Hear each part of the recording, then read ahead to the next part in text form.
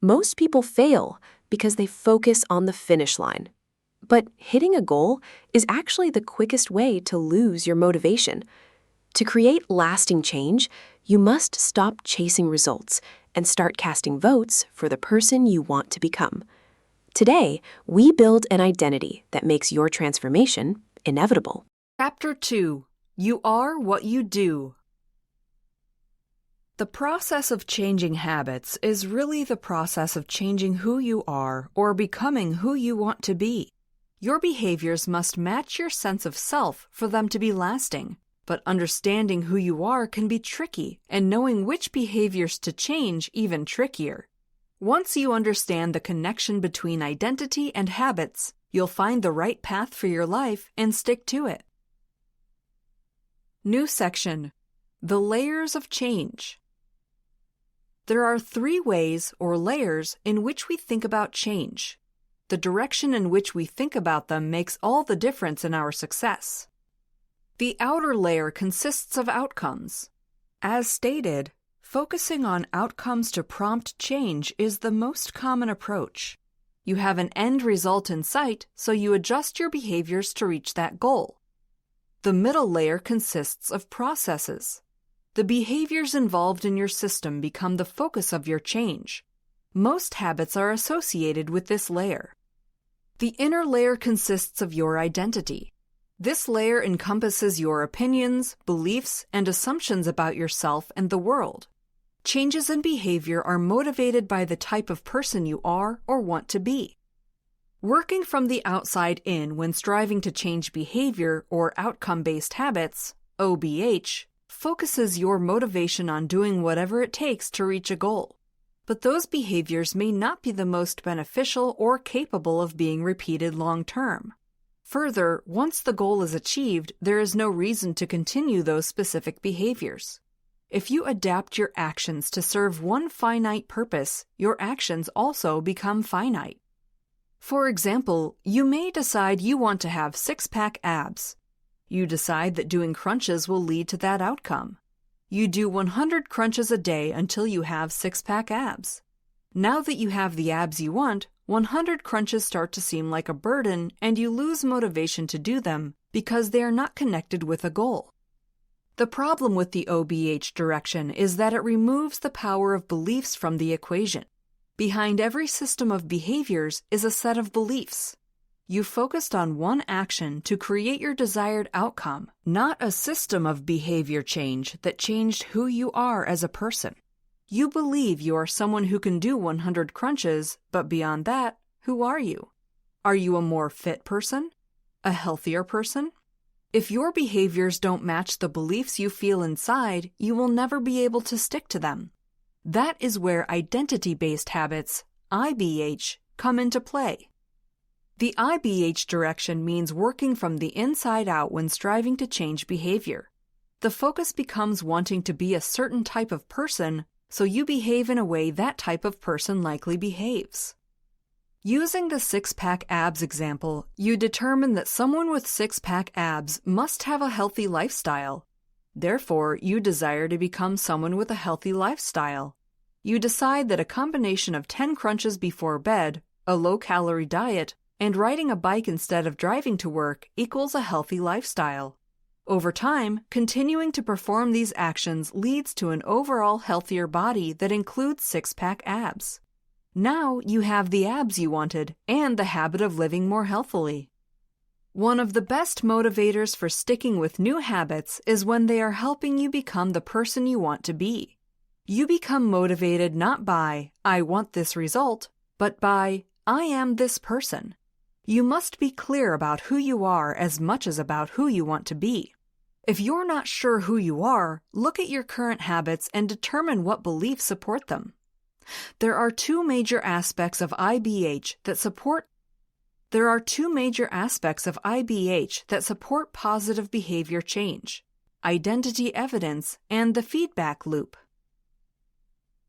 New section: Evidence of identity and the feedback loop. Identity is not something you're born with. Your experiences condition your beliefs about your identity. The more you act a certain way, the more you become conditioned to believe that's who you are. Think of it this way. Every action you make is a vote for the type of person you are. As those votes begin to accumulate, you gain a larger picture of your actions and the associated identity. If your house is always messy, you will believe you are a messy person. Your actions become the evidence of your identity, and that can work for you or against you. When the evidence suggests a positive view of yourself, you'll be thrust forward toward positive behaviors. If you write 1 page a day for 30 days, the evidence suggests you are a writer. You will continue to write because that's who you are.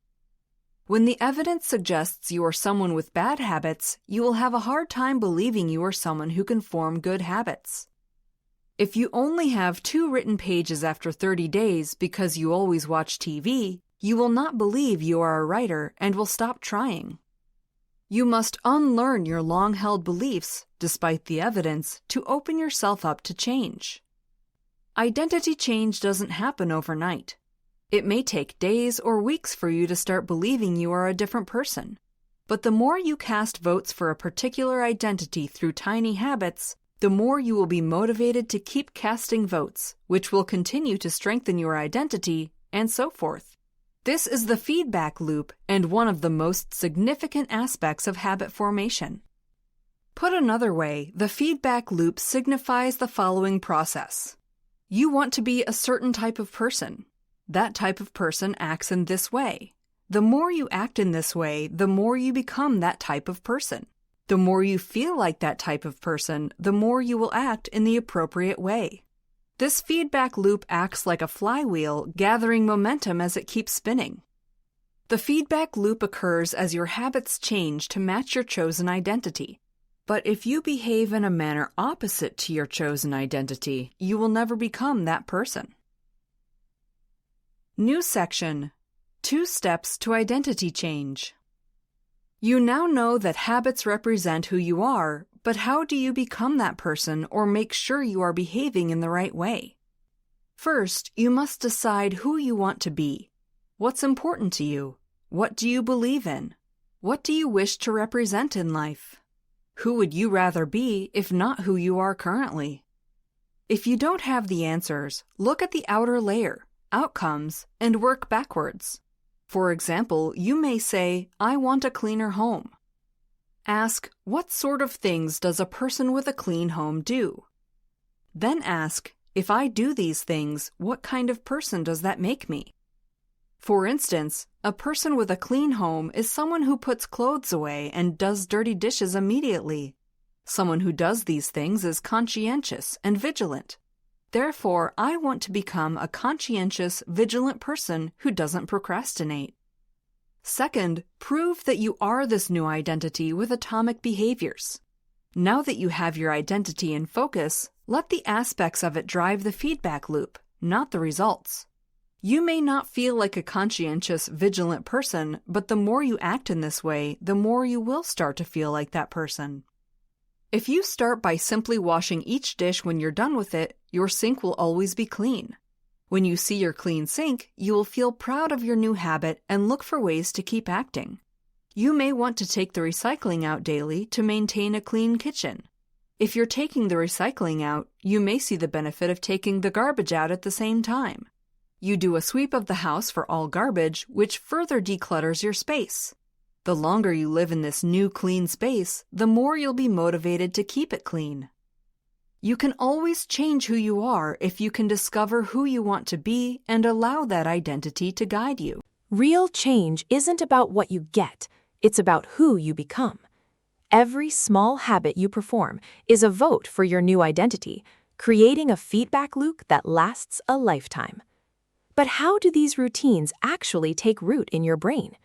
In the next chapter, we deconstruct the 4-step habit engine and reveal the simple laws that make any behavior automatic. Subscribe to master the full system, like if this identity shift inspired you, and comment below, who are you becoming today? Your transformation continues right here.